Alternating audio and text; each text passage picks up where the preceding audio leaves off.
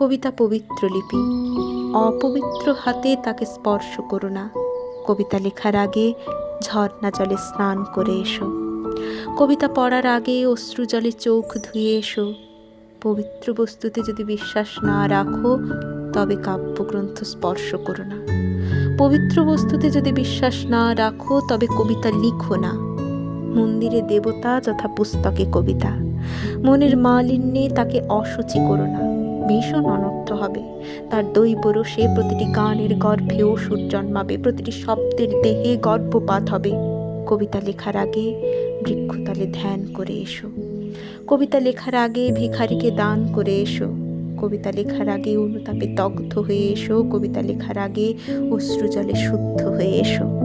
কবিতা পবিত্র লিপি, হৃদয়ের বীজ মন্ত্র, নক্ষত্র লোকের প্রত্যাদেশ।